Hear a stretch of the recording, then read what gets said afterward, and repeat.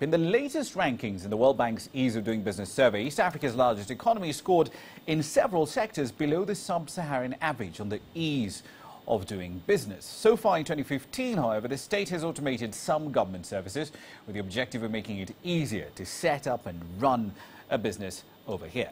When I spoke to the Industrialization Cabinet Secretary Aden Mohammed earlier today, I started our conversation by asking him who the real beneficiaries of this year's Global Entrepreneurship Summit really are.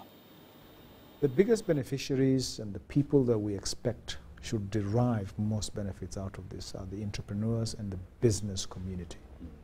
People who have started their businesses and want to transition from small to big businesses. There's a lot of education, learning, knowledge that is required, whether it's in the area of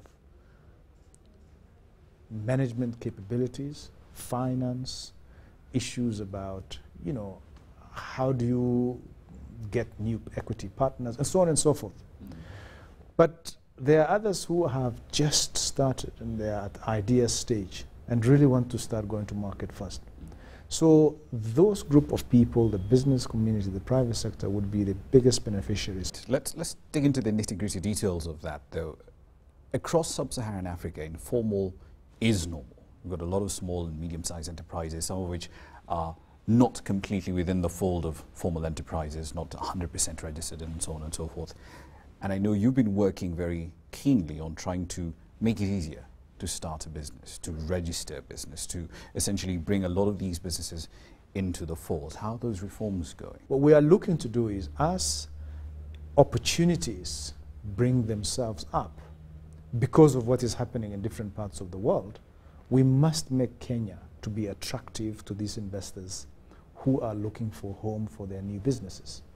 So just to give you an example, it is common knowledge that cost of labor, cost of production, in what has been traditionally low-cost destinations like China, India, and many other places, is now beginning to increase.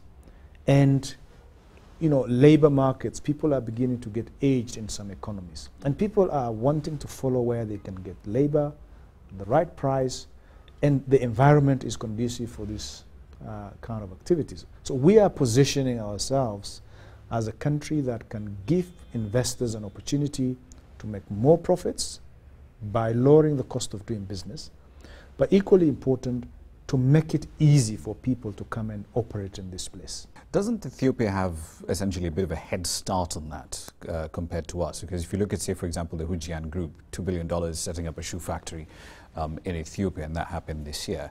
And they do have, on a comparative basis, a slightly lower average cost of labor. So what would be Kenya's competitive edge, so to speak, relative to the rest of East Africa? Well, cost of labor is just one of the many factors that a business person looks at in making the decision to invest in country X or country Y. If cost of labor or cost of electricity is the main decision, many companies wouldn't be operating in Europe or in the US. Cost of labor is extremely high. What we have is relatively lower cost of labor compared to the developed economies that we have traditionally been relying on. And of course there would be some countries that are having even lower labor cost than that. But what is important is really the package. Your labor might be slightly higher, cost, but what is the productivity rate? We have one of the best labor force on the continent of Africa in terms of work ethic, in terms of productivity, and be able to actually demonstrate to investors that this is a place to do business. And it's not by chance that many organizations are setting up their regional office for sub-Saharan Africa here in Kenya.